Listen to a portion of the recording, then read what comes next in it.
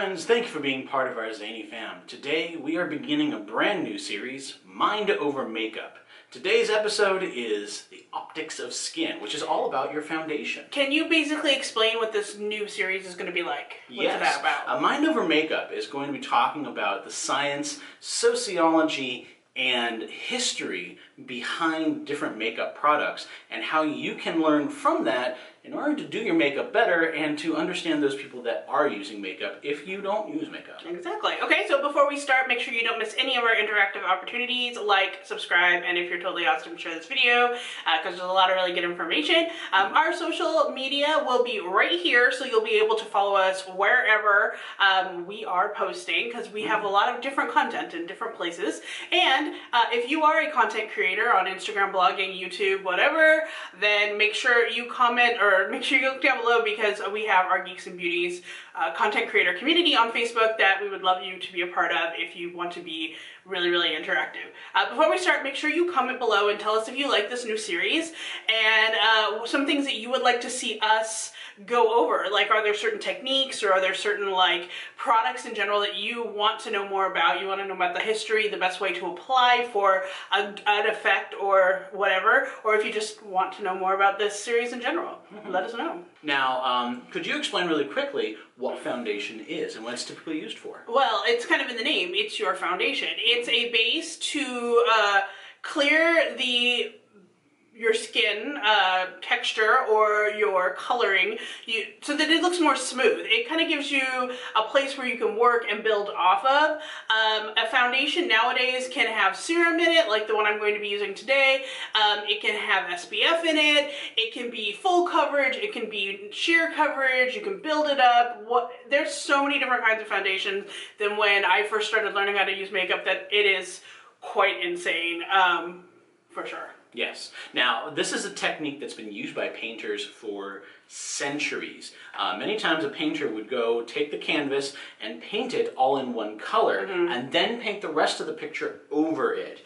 That's so that the light, when it hits, because the light will go through some of the paint, hits the paint behind it and then bounces off. So it gives you an underlayer. And that's what you're doing right here. Now, you always have to make sure you get just the right kind of foundation because the human skin is more than just melanin. The human skin actually has multiple layers to it. Gross enough, the outer layer is all dead. Some people know that. That's why you exfoliate. That is why you exfoliate, and it's like 14 different layers of dead skin. But as you get deeper and deeper, it starts to get closer to the actual dermis, the skin, which has its own pigmentation level. And that is the base level. But that's kind of mutated a little bit by how close the blood vessels are to the surface. Now, we call that different things for different people. There is warm and cold. So cool, yes. And we also have neutral. There are three. Yeah. So if you take a quick look at your wrist, you can kind of see how these veins here are blue. That's actually going to be a tone that's going throughout most of my body, and that means I'm a cool tone. As am I. Whereas if you look and you see either red or yellowish tones, you're more warm.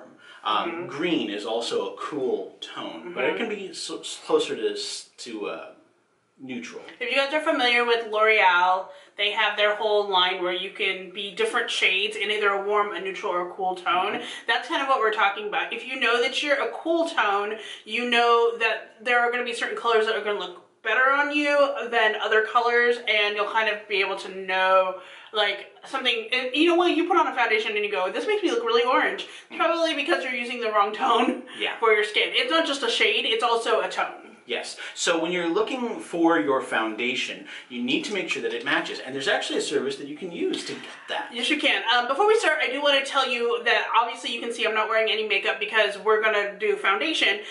But the only thing I really am using on my skin is this Glam Glow Glam Starter Illuminating Moisturizer.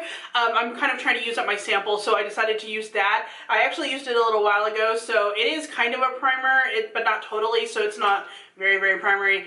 So the foundation that we're going to be testing out today is the Bare Minerals Bare Skin. This is a pure brightening serum foundation with SPF 20, and I'm using the shade Bare Porcelain. Now the way that I found this is I went to Sephora, and Sephora will give you free color ID. They will not just do foundation, they will also do other colors as well. They can recommend the lips, but if you just go to them and say, hey, I want to be color matched, they will take different spots of your face and neck into the, it's like a light sensor, and then they will take the undertones of your skin colors and they will put in some like formula, and bam, you get all these suggestions for different kinds of foundation. There is one thing I would like to hazard you though, is at one point I did it and I got a certain set, and then I had lost the email. This was before you were able to sign up for an account on Sephora and actually go in and always see your emails, or not your emails, but like your options.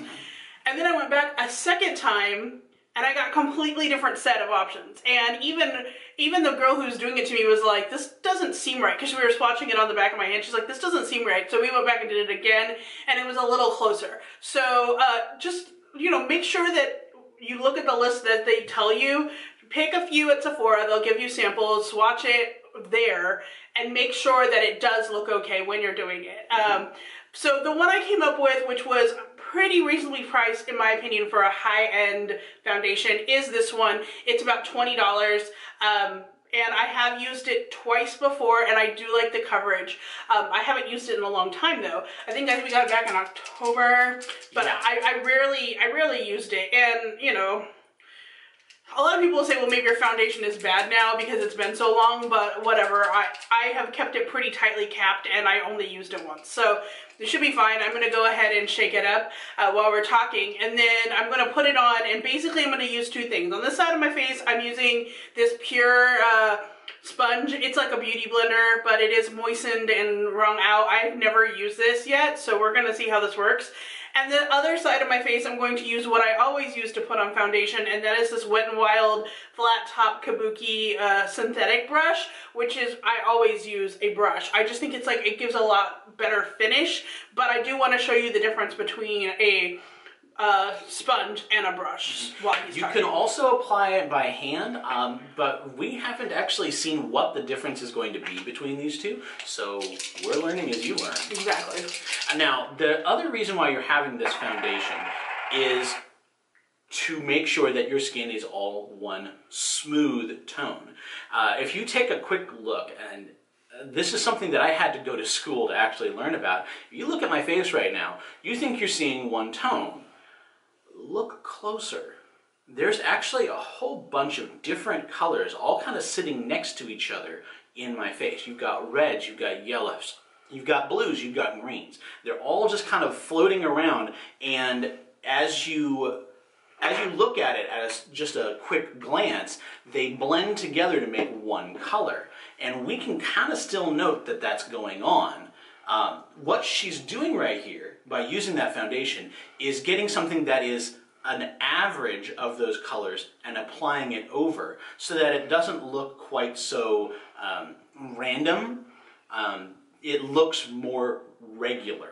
And that's going to make sure that she looks at her best, because beauty is a lot about symmetry. It's about regularity. Because if something is completely symmetrical and regular, it's got good genes. And that's what you're trying to portray here. I've got good genes. Look at me. Right? Yeah. Okay, and that's also one of the reasons why, and this is just my supposition, but ladies will wear makeup even when they're not trying to impress anybody. It will make them feel better about themselves. Exactly. It gives them more confidence, because when they look at themselves, they see, I've got good genes. I've got a good baseline to work with, and that makes me awesome. All right, so you can already tell the difference on this side.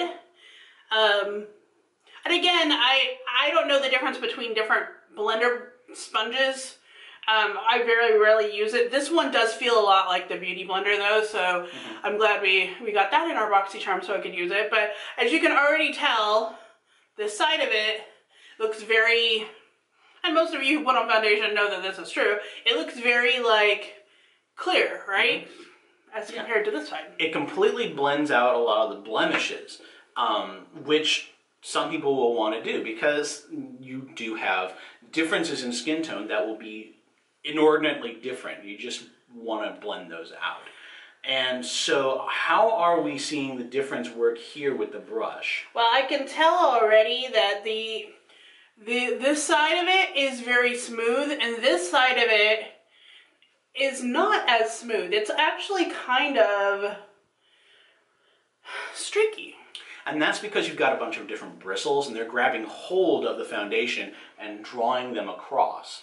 So when you're dealing with the Beauty Blender, it's got a much more even surface that it's taking, grabbing, and pushing into another spot, which is why you're dabbing it like this. Right, exactly. So I don't know if you guys can see a major difference on camera from what I am doing. As I'm continuing to go over it, though, I feel like there's not a whole bunch of a difference.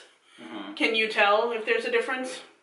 I cannot see a visual difference in it, not to a really heavy degree, honestly, but do you feel a difference? Not really. Okay, No. so... This might feel a little, like a tad bit lighter, but... Okay. I don't know. I feel like this one has a lot more sheer coverage than this side. I'm not sheer, but like, this is a little blotchy, just a tad bit, which it's surprising to me because I use brush to apply all the time. Maybe I should be using the sponge to apply. It just hurts more. I don't know if you guys know this to be true, but like when you do this, it tends to hurt my arm. So maybe that's why I don't use it as much. Especially when she has somebody taking up this space right in. Yeah, and I can't really like sponge. No, not that that's what I do, but you know what I mean. So yeah, after we do this video, I might go back in and just touch it up a little more, but at least now you can kind of see the difference. Very nice. So hopefully you've learned a little bit with us today on Mind Over Makeup, a little bit about foundation, a little bit how your skin works, a few other things maybe about how our techniques are done. Yeah, make sure you comment below if you have any questions about this. If you want us to like go one step further, what other questions do you have about, foundation? I mean, we didn't really go into too much of the history. This was really just kind of like an overview to see if you guys would like it. So make sure you let us know if you do. Yes. So thank you so much for spending time with us today. Make sure you join us on Wednesdays, Fridays. Sometimes Sundays. And until then, stay zany. bye-bye.